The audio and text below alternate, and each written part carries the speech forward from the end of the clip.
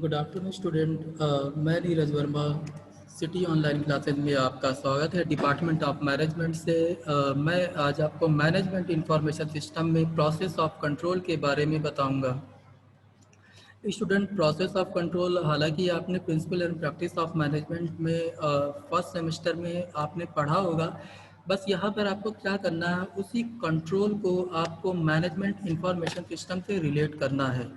Student, इससे पहले unit 2 का लास्ट टॉपिक है। इससे पहले मैंने आपको जो लेक्चर शेयर किए हैं, आई होप आपको वो समझ में आ गए होंगे। तो चलिए, concept and process of control में मैं आपको कॉन्सेप्ट ऑफ कंट्रोल में आपको बता चुका हूँ।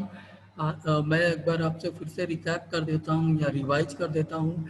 Managerial control employs the measurement of accomplishment against the standard and the correction of deviation to assure attainment of objective according to plan. यानी मैं देखिए, प्लानिंग क्या होती है, सॉरी, कंट्रोल क्या होता है। कंट्रोलिंग का मतलब ये होता है किसी भी ऑर्गेनाइजेशन में किसी टास्क को या किसी ऑब्जेक्टिव को अचीव करने के लिए आपने कुछ प्लानिंग करी होगी। तो उस प्लानिंग को आप सही तरीके से उस प्लानिंग पे आप सही तरीके से वर्क कर रहे हो या नहीं कर रहे हो, या उससे कोई डेविएशन हो रहा है, कुछ आपने रूल सेट कर रखे हैं या कुछ आपने स्टैंडर्ड फॉलो कर रहे हैं, क्या वो सही तरीके से फॉलो हो रहे हैं या नहीं, तो हमें वहाँ पर क्या ऐसा करेक्शन की ज़रूरत है या क्या कंट्रोल करने की रिक्वायरमेंट है। Managerial control implies the measurement of accomplishment against the standard and the correction of deviation to assure attainment of objective according to plans. It is a continuous process of verifying whether actions are being taken as planned and taking corrective action to ensure that events conform to plans as closely as possible. It is a continuous process of verifying whether actions are being taken as plans and taking corrective actions to ensure that events conform to plan as closely as possible. So, I hope आपको student concept of control समझ में आया होगा। Nature क्या है student? Nature आपका वही है जो आपने प्रिंसिपल एंड प्रैक्टिस आप में पढ़ा हुआ है। फर्स्ट पॉइंट क्या है? Control process is universal. Control process is universal means क्या है? आप किसी भी ऑर्गेनाइजेशन में जाओगे, कोई भी टास्क करोगे, कोई भी वर्क करोगे, तो वहाँ पे कंट्रोल की प्रोसेस वहाँ पर ज़रूर होगी। Control process is universal, it is found everywhere. Means ये सभी जगह पर पाई जाती है। कंट्रोल की प्रोसेस किसी भी ऑर्गेनाइजेशन में, किसी भी कॉर्नर में, किसी भी प्रोजेक्ट में कंट्रोल की प्रोसेस होगी। Control is a continuous process. Means control is a continuous process का क्या मतलब है? मतलब ये है कि जो कंट्रोल की प्रोसेस है वो लगातार चलती रहती है। मीन्स डे वन से किसी भी ऑर्गेनाइजेशन में जब डे वन से ही आपका बॉस आपको मेजर करना शुरू कर देगा, वो एनालाइज करेगा कि हाँ, ये वर्क सही से कर रहे हैं या नहीं कर रहे हैं, किसी चीज़ को फॉलो कर रहे हैं सही तरीके से या नहीं कर रहे हैं। तो means control is a continuous process. Control is, next point क्या है student? Control is forward looking. Control is forward looking का मतलब क्या है? जैसा जब आप प्लानिंग करते हो तो इसका मतलब क्या है कि आप उस वर्क के बारे में सही तरीके से एनालाइज कर रहे हो, उसमें क्या अनसर्टेनिटी हो सकती है, क्या उसमें क्या उसके ड्रॉबैक्स हो सकते हैं, क्या उसकी मेरिट है, क्या उसकी डीमेरिट होगी। तो एक तरीके से आप उसके फॉरवर्ड के बारे में सोचना स्टार्ट कर देते हो। तो कंट्रोल इज फॉरवर्ड लुकिंग मतलब क्या है? कंट्रोल एक तरीके से फॉरवर्ड लुकिंग है। Control involves measurement. Control involves measurement का क्या मतलब है यहाँ पर? मेजरमेंट का मतलब ये है, बहुत सारे आपने स्टैंडर्ड सेट कर रखे हैं, बहुत तरीके से आप सभी चीज़ों को फॉलो कर रहे हो। स्टैंडर्ड का मतलब ये हो गया, कुछ ऐसे नॉर्म्स हैं जो कि आप अपने ऑर्गेनाइजेशन में या अपने टास्क में अप्लाई कर रहे हो, तो क्या जिससे कि उनमें क्वालिटी आ सके। So control involves measurement. Control is an influence process. Means control is an influence process का क्या मतलब है यहाँ पर? यानी कंट्रोल क्या करता है? प्रोसेस से इन्फ्लुएंस होता है। Control is an influence process. Management control is a system. Management control is a system का मतलब क्या हो गया कि कंट्रोल अप मैनेजमेंट कंट्रोल अपने आप में एक सिस्टम है। सिस्टम का मतलब क्या होता है, कई सारे जब चैनल कंबाइन होते हैं तो वहाँ पे सिस्टम होता है। तो मतलब मैनेजमेंट कंट्रोल भी अपने आप में एक सिस्टम है। Control is best aimed at result. Control is best aimed at result का मतलब क्या है, कंट्रोल से ही हमें एक अच्छा रिजल्ट प्राप्त होता है। Control is best aim at result यानी कि कंट्रोल से ही हमें एक बेटर रिजल्ट मिलता है। कंट्रोल इज गोल ओरिएंटेड यानी कंट्रोल क्या होता है, कंट्रोल से ही गोल अचीव होता है। तो control is a goal oriented. Management control implies the measurement of accomplishment against the standard and the correction of deviation to assure attainment of objective according to plans. It is a continuous process of verifying whether actions are being taken as planned and taking corrective action to ensure that event conform to plan as closely as possible. Nature of control में student हमने क्या देखा, control process is universal, control is continuous process, control is forward looking, control involves measurement, control is an influence process, control management control is a system, control is best aimed at result, control is goal oriented. तो student अभी आपको ये समझ में आ गया होगा कि control होता क्या है। कंट्रोल अपने आप में एक बेस्ट प्रोसेस है जिसके थ्रू हम जिसको अप्लाई करके मैनेजर किसी ऑर्गेनाइजेशन में अपने गोल को अचीव कर सकता है। स्टूडेंट इस तरीके से ये क्या है, concept of control. Element of control क्या है, यानी कंट्रोल के एलिमेंट क्या हो सकते हैं, planning, information feedback, delegation of authority, remedial action. यानी planning, information feedback, delegation of authority, remedial action, ये क्या है, these are the elements of control.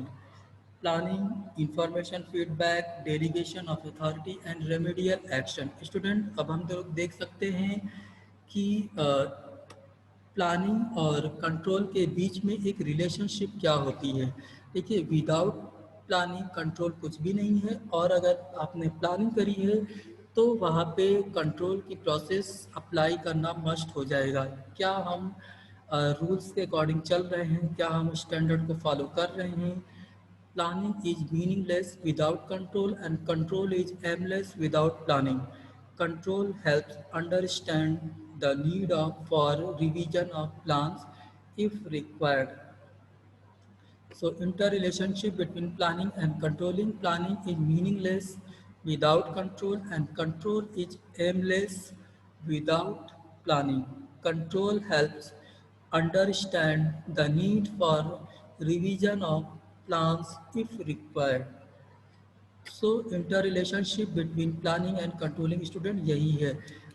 Elements of control student अभी हमने देखा क्या होता है, planning, information feedback, delegation of authority, remedial action. तो ये क्या है, दीज आर द स्टूडेंट, मैंने आपको एक फिगर दिखाया था मैनेजमेंट इंफॉर्मेशन सिस्टम में, जब इनपुट्स प्रोसेस आउटपुट्स, तो कंट्रोल वहाँ पर एक प्रोसेस में कंट्रोल का टैब या ब्लॉक्स लग सकता है। तो स्टूडेंट नेक्स्ट हमारा क्या है, बेनिफिट्स ऑफ कंट्रोल। यानी बेनिफिट्स ऑफ कंट्रोल में फर्स्ट हमारा है जो guide to operations, policy verification, managerial accountability, employee morale, psychological pressure, coordination in action. Benefits of control में क्या स्टूडेंट हमारा होगा, guides to operation, policy verification, यानी कंट्रोल के बेनिफिट्स क्या हो सकते हैं, गाइड टू ऑपरेशन, यानी एक तरीके से ये हमारा जो ऑपरेशन होता है उसको गाइड करता है, उसको बेस्ट वे में प्रोवाइड कराता है। एक पॉलिसी वेरिफिकेशन यानी कि जो पॉलिसी का वेरिफिकेशन कराता है। मैनेजरियल अकाउंटेबिलिटी यानी कि एक तरीके से ये मैनेजरियल की अकाउंटेबिलिटी होती है कि वह रिस्पॉन्सिबिलिटी होती है कि वर्क को वह सही तरीके से कर रहा है या नहीं कर रहा है। एम्प्लॉय मोराल, एम्प्लॉय के मोराल को यह इंक्रीज करता है और उनको अप करता है। साइकोलॉजिकल, एक तरीके से एम्प्लॉय और मैनेजर्स के बीच में साइकोलॉजिकल प्रेशर होता है कि वो वर्क को सही तरीके से कर रहे हैं या नहीं कर रहे हैं। Coordination in action, coordination in action का मतलब ये हो गया कि वर्क को कोऑर्डिनेट करके चलते हैं स्टूडेंट।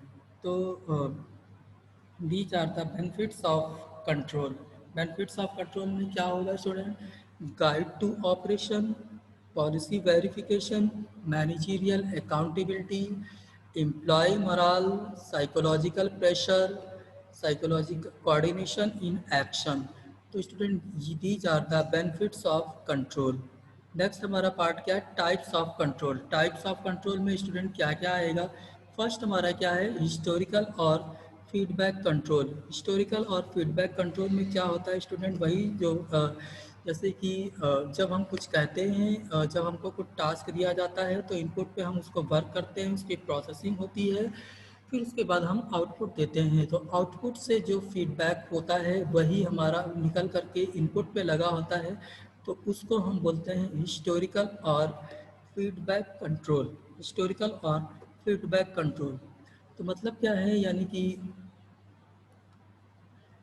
हिस्टोरिकल और फीडबैक कंट्रोल स्टूडेंट यही है। कॉन्करेंट कंट्रोल का मतलब क्या हो गया? कॉन्करेंट कंट्रोल का मतलब हो गया जब जब हम ये जो फिगर आपको दिख रहा है, आउटपुट से निकल करके आउटपुट पे एक कंट्रोल हो टैब होती है, यानी इनपुट प्रोसेसर आउटपुट, फिर कंट्रोल। तो स्टूडेंट ये क्या है? कॉन्करेंट यानी कि रनिंग टाइम में जो हमारा कंट्रोल की प्रोसेस होती है उसको हम बोलते हैं concurrent control. Feed forward control क्या होगा स्टूडेंट? फीड फॉरवर्ड कंट्रोल का मतलब हो गया जो आपका फिगर यहाँ पर दिख रहा है, इनपुट पर ही एक फीड फॉरवर्ड कंट्रोल होता है और जो कि प्रॉपर हमारे ऑब्जेक्टिव को चेक करता है, मेजर करता है, यानी इनपुट प्रोसेस आउटपुट, और इनपुट पर भी एक फीड फॉरवर्ड कंट्रोल यहाँ पर लगा होता है। तो स्टूडेंट ये क्या है? Feed forward control. Student steps हम लोग देख लेते हैं क्या होते हैं। Steps in control process, establishment of standard, यानी सबसे पहले हम क्या करते हैं? स्टैंडर्ड्स को इस्टेब्लिश करते हैं, यानी किस किस क्या क्वालिटी होगी, किस तरीके के स्टैंडर्ड्स को फॉलो करना है, क्या मेजर करना है, हम यही देखेंगे। तो ये दो टाइप्स के होते हैं, क्वांटिटेटिव और क्वालिटेटिव स्टैंडर्ड्स। क्वांटिटेटिव यानी कुछ ऐसे कंट्रोल, कुछ ऐसे स्टैंडर्ड्स जिनको कि हम मेजर कर सकते हैं, उनको हम देख सकते हैं, तो वो क्या होगा? Quantitative standards. क्वालिटेटिव स्टैंडर्ड्स का मतलब होता है कुछ ऐसे स्टैंडर्ड होते हैं जिनको कि हम मेजर नहीं कर पाते हैं, जिनको कि चेक नहीं कर पाते हैं। तो स्टूडेंट ये क्या होता है? Qualitative standards. तो स्टेप्स इन कंट्रोल प्रोसेस में establishment of standard, quantitative standards and qualitative standard. Next हमारा स्टूडेंट क्या है? Measurement of performance. Next step क्या आएगी? Measurement of performance. Measurement of performance का मतलब क्या है?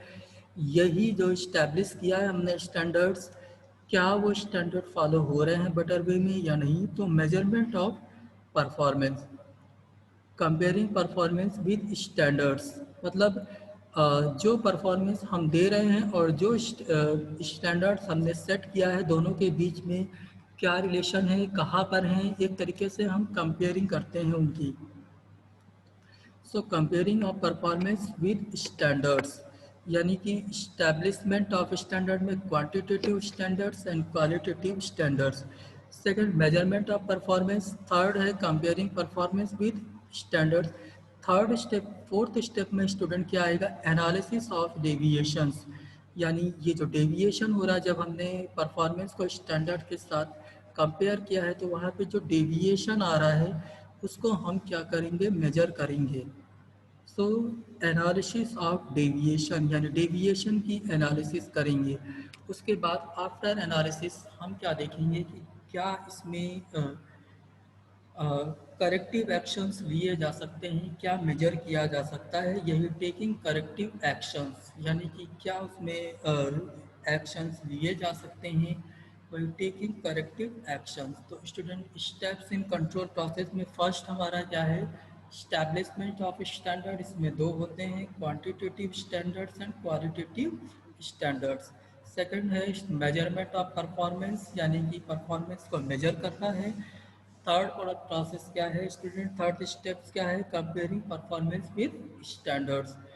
क्या हमने जो स्टैंडर्ड सेट किए हैं वो हमारी परफॉर्मेंस से मैच कर रहे हैं या नहीं। अगर नहीं कर रहे हैं तो फोर्थ स्टेप में स्टूडेंट क्या आएगा, एनालिसिस ऑफ डेविएशंस, यानी कि डेविएशन कहाँ पर हो रहा है उसको हमें चेक करना है। फिफ्थ में स्टूडेंट्स हम टेकिंग करेक्टिव एक्शन, यानी कि करेक्टिव एक्शंस को हम देखेंगे। नेक्स्ट हमारा क्या है, essentials of an effective control system, यानी कि इफेक्टिव कंट्रोल सिस्टम्स के में क्या क्या आएगा। फर्स्ट है focus on objective and needs, second है forward looking, third prompt, fourth point critical point control, fifth point flexibility, six point objectivity, seventh economical, eight point motivating, ninth suggestive and tenth simple. यानी कि essential of an effective control system में हमारा student first क्या है, यानी control system के लिए क्या क्या इफेक्टिव इसेंशियल होने चाहिए। First is focus on objective and needs, second point forward looking, third prompt, fourth point critical point control, fifth point flexibility, seventh economical, eighth point motivating, and ninth point suggestive, 10 point simple. So student, these are the essential of effective control system. Student, next है techniques of managerial control. First इसमें student दो techniques हैं, two techniques are there. First is traditional techniques and second is modern technique. Traditional technique में personal observation, जब एक manager एक एक boss एक जब पर्सनली ऑब्जर्व करता है तो वहाँ पे क्या होता है, personal observation. Second student good organisation structure, यानी कि ऑर्गेनाइजेशन का एक ऐसा स्ट्रक्चर होना चाहिए कि कंट्रोलिंग की प्रोसेस वहाँ पर अपने आप आ सके। सी पॉइंट वहाँ पर है यूनिटी ऑफ ऑब्जेक्टिव, यानी कि ऑब्जेक्टिव में यूनिटी होनी चाहिए, कोई भी मिसअंडरस्टैंडिंग नहीं होनी चाहिए। स्टूडेंट नेक्स्ट है स्टैटिस्टिकल रिपोर्ट्स एंड एनालिसिस। कुछ रिपोर्ट्स एंड एनालिसिस यानी डेली, वीकली, मंथली रिपोर्ट्स के बेसिस पर हम क्या करें, अगर कंट्रोल की प्रोसेस कर रहे हैं तो वहाँ पर क्या आएगा, statistical reports and analysis. Next student क्या है, ब्रेक इवन एनालिसिस, यानी ब्रेक इवन एनालिसिस, यानी ये ब्रेक इवन एनालिसिस एक ऐसी टेक्निक्स होती है जिसमें कि इसके थ्रू हम अपने ऑर्गेनाइजेशन की परफॉर्मेंस को मेजर करते हैं। नेक्स्ट पॉइंट क्या है, बजटरी कंट्रोल, यानी बजटरी कंट्रोल के थ्रू अगर हम अपनी प्रोसेस को कंट्रोल कर रहे हैं, बजट यानी एक ऐसा बजट हम डिसाइड कर देते हैं कि इससे ऊपर हमको नहीं जाना है। तो स्टूडेंट ये क्या है, ट्रेडिशनल टेक्निक्स। ट्रेडिशनल टेक्निक्स में फर्स्ट क्या है, personal observation, good organisation structure, unity of objective, statistical report and analysis, break even analysis and budgetary control. Next student हमारे क्या है, मॉडर्न टेक्निक्स। मॉडर्न टेक्निक्स में फर्स्ट है management audit, return on investment, responsibility accounting and the student हमारा क्या है, PERT and CPM. First क्या है, मैनेजमेंट ऑडिट। मैनेजमेंट ऑडिट का मतलब ये है कि मैनेजमेंट टाइम टू टाइम वहाँ पर ऑडिट कर रहा है, वो देख रहा है कि कौन सी वर्क, हमारा वर्क जो है वो सही तरीके से चल रहा है या नहीं, हमारा गोल्स है वो अचीव हो रहा है या नहीं। नेक्स्ट पॉइंट का रिटर्न ऑन आरओआई का मतलब क्या हो गया, रिटर्न ऑन इन्वेस्टमेंट का मतलब ये है हम जो इनपुट पे प्रोसेस कर रहे हैं उसी के रेशियो में हमको इनपुट पे मिल रहा है, आउटपुट पे हमको हमारा इनपुट के अकॉर्डिंग मिल रहा है या नहीं। रिस्पॉन्सिबिलिटी अकाउंटिंग मीन्स स्टूडेंट ये क्या है, यानी कि अकाउंटिंग की क्या रिस्पॉन्सिबिलिटी है। नेक्स्ट हमारे क्या है student, PERT and CPM. PERT and CPM यानी programme evaluation and review technique and critical path method. ये दोनों टेक्निक्स है जो कि बहुत ही ज़्यादा एक तरीके का ये मॉडल्स बेस्ड टेक्निक है जो कि कंट्रोल सिस्टम में बहुत ही ज़्यादा यूज हो रही है, पार्ट एंड सीपीएम। तो student techniques of managerial control में दो टाइप्स के टेक्निक्स हैं, traditional techniques and modern techniques. Traditional techniques में personal observation, good organisation structure, unity of objective statistical report and analysis, break-even analysis, and budgetary control. Modern technique में management audit, return on investment, responsibility accounting, PERT and CPM. ये student हमारे हमने अभी पढ़ा है। चलिए, steps in system analysis and design में first क्या है, अब हम मैनेजमेंट इंफॉर्मेशन सिस्टम में प्लानिंग एंड कंट्रोल को किस तरीके से अप्लाई कर सकते हैं वो देख लेते हैं स्टूडेंट। तो फर्स्ट है नीड ऑफ इंफॉर्मेशन यानी nature of information. Second point define the system यानी nature of system. Third point feasibility system, technical, economical, operational. Fourth point dealing the requirement यानी precise requirement. Fifth point student conceptual system design यानी input, process, output.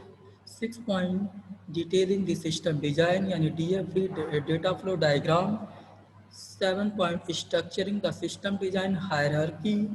8 point conceptual model of computer system यानी process. 9th break the system in programmable models. 10th develop the test data for checking the system ability. 11 install the system. 12 implementation and 13 point review the maintenance। तो student ये क्या है, steps in system analysis and design. तो student ये मेरा जो lecture है process of control, I hope आपको समझ में आ गया होगा बेटर वे में। मैनेजमेंट इंफॉर्मेशन सिस्टम में ये मैंने आपको बताया था, तो आई होप आपको समझ में आया होगा। थैंक